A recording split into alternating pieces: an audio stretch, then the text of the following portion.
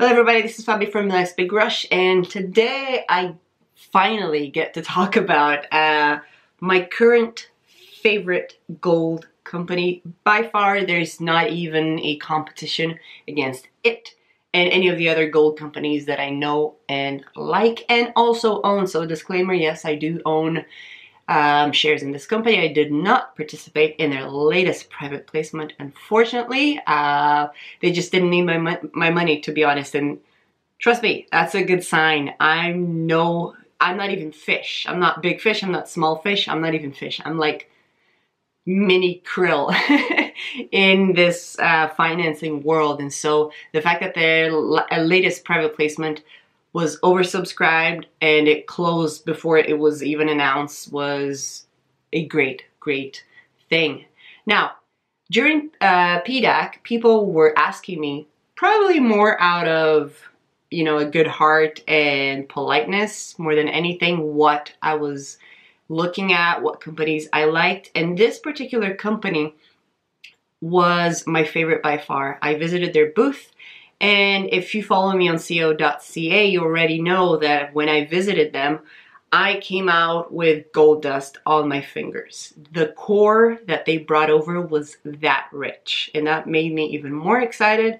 Not that it's very difficult to get me excited about some of these things, but if you take what they have and officially what they have and compare it to their market cap, I believe it's a no-brainer. If you can find me a better deal than this, please let me know. I am willing to pay a finder's fee for anybody who can actually find something in a good jurisdiction as this one, with proven resources as this one, with a market cap as this one, and on top of that, with more current drill holes that are as positive as this one gold company. So everybody who asked me, what do you like? What company are you interested in?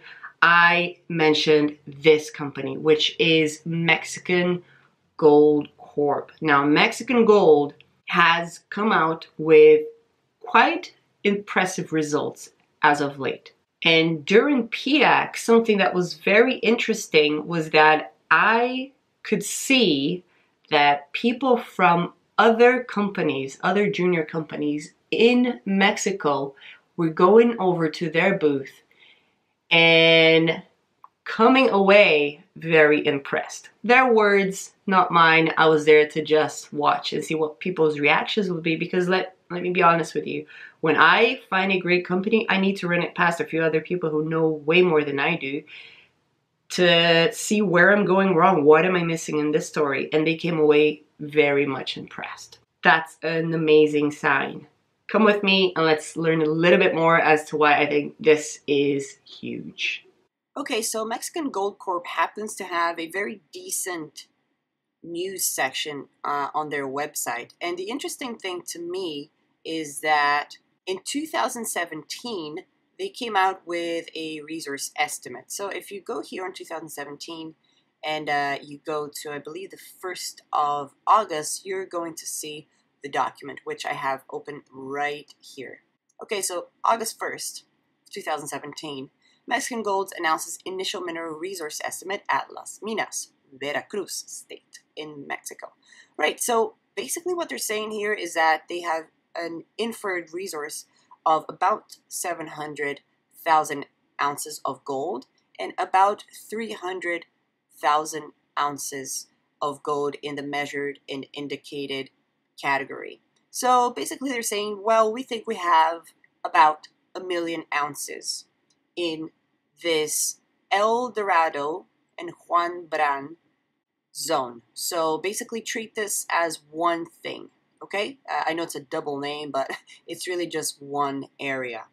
So yeah, this is proven up, at least preliminary. And here you can see a better breakdown of the results. Well, that's great, but what else? Most resource estimates don't really stop at 1 million ounces and start production. You know, sometimes it takes more than that, especially if you want to be bought out by a bigger company like a major. Well, they kept drilling. That's the whole point of Mexican Gold Corp, is to drill out around this area to see what else they can find and how many more ounces they can prove up. Well, it just so happened that in November of last year, they came out with a really good hit. 9.24 grams per ton of gold equivalent. Okay, this is not pure gold, it's gold equivalent over 38 meters. That is fantastic if it's close to surface. So here you see that this hole in particular actually hit 3 different zones. That was LM17ED40. The only thing you have to remember about this is hole number 40, because we're gonna circle back to this and why this is so important. So you can see the breakdown here of what they found.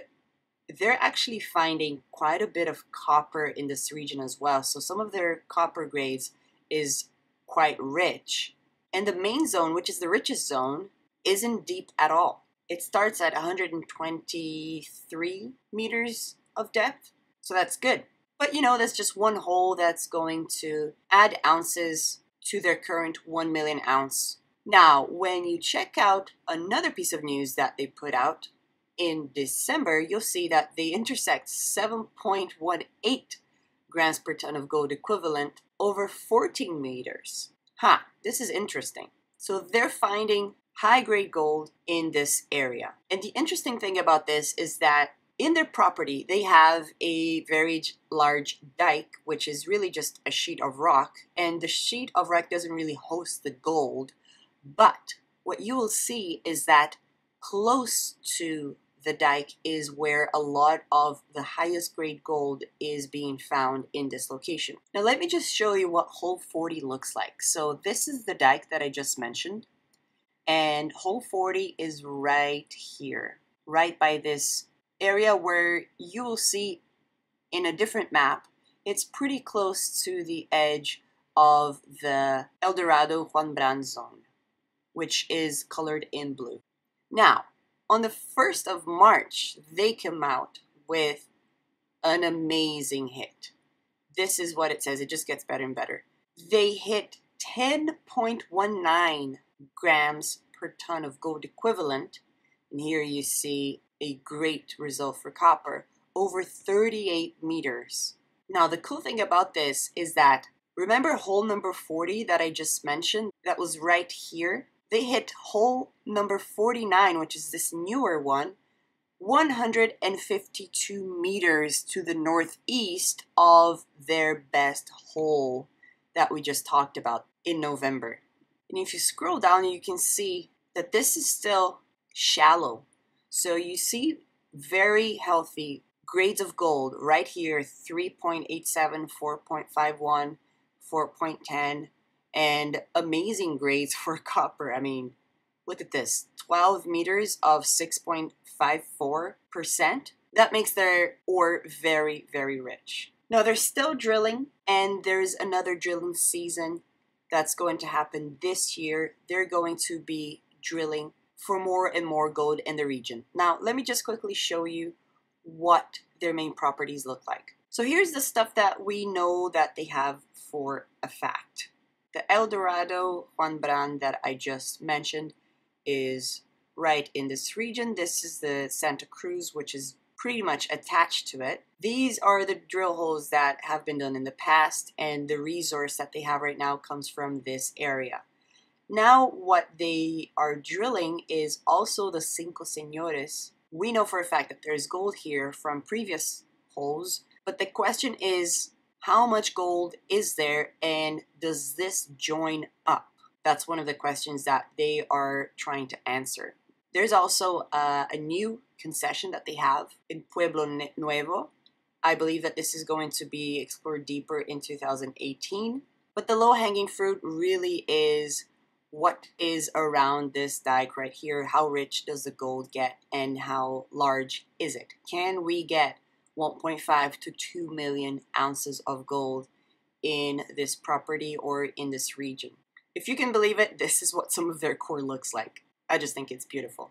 Now, something that's pretty amazing that's going for them that I don't think people are really picking up on is that their property is in the region of 30 small-scale, high-grade, wink wink, mines that operated between 1870 and 1910. So this is a good indicator to me that the gold was plentiful and of a really high grade, because if you want to mine gold in the 1800s, it has to be very close to the surface and very, very high grade. Now, the other thing that they actually published just on March the 27th is that apart from those 30 mines, they are finding more. It says here the discovery of a number of previously unknown historical gold mines within a cluster of similar mines with demonstrated high grade potential. So they already knew this in 2017 that there were 30 or so mines around the area, but now they're finding even more. Having explored only 2 of the 8 areas and the known mineralized zones for the resource estimate, my question is, what else are they going to find? It just seems like every time they go into the bush, they find something new. I'm very happy with the results that they have been putting out. It's very detailed. It has the maps. It has the small print, and you can read it all on their website, mexicangold.ca. Now, the only thing I cannot wrap my head around is that this company is currently sitting at a market cap of 10 million Canadian dollars. Now, I shake my head every time I see this, and I try to figure out how can I get some more of this stock. Unfortunately, the private placement just closed. I wasn't part of it, but it was done at 30 cents, and now you can buy it at lower than that. I'm in the market at these levels, so disclaimer, I may buy or sell at any moment, but I cannot understand why such a rich property with a resource estimate of 1 million ounce equivalent in such a great jurisdiction as Mexico only has about 10 million bucks worth of a market cap. I just cannot get anybody to explain to me why this is being overlooked. Now, obviously, if you have some great explanation, please come talk to me.